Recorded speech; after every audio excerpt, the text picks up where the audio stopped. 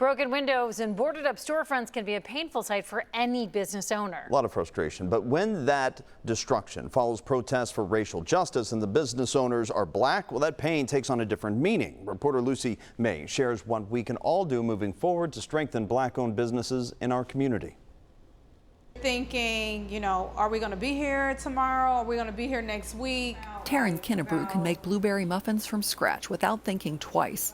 But she's felt less certain about the outlook for her over-the-Rhine bake shop, Sweet Petite Desserts, since the COVID-19 crisis and the unrest following protests over the killing of George Floyd. It's tough being an entrepreneur. Yet Kinnebrew says she refuses to quit. It's in us as black people to keep going.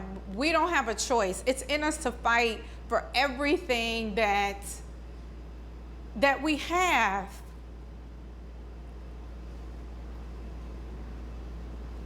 We've done it for 400 years, and we're not going to stop, and we're not going to give up, and we're going to demand change. For us, it's about teaching generational wealth. Alan Woods, the co-founder of the entrepreneurship training program Mortar, says black business owners like Kinnebrew know the need for justice takes priority. A lot of the business owners who did experience damage to their business are thinking in a larger sense, the contextual thing that I can repair a window, I can replace whatever was taken, but I cannot replace a life that was taken in the streets. Still, he says there are ways all of us can help black-owned businesses recover and grow stronger. Yelling in the street is great, it's necessary.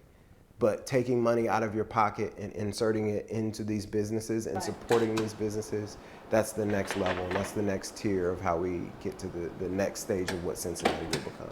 African-American Chamber of Commerce CEO Eric Kearney says he's glad to see support for black-owned businesses like Sweet Petite Desserts and Kinnebrew's new Cream and Sugar Coffee House in Evanston. But he says there's hard work ahead to build lasting relationships. We've got to, as a community, I think, come together and somehow express it or vent it, and we have to listen to all sides. Kinnebrew says that's a recipe for making Greater Cincinnati better for everyone. We have to make it work. We have to coexist. Lucy May, WCPO 9 News.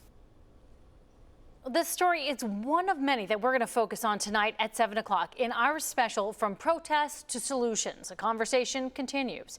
We do hope you'll join us as Lucy May and other journalists from our WCPO 9 News team discuss what they've learned after diving into issues that affect our community. It's tonight at 7 o'clock.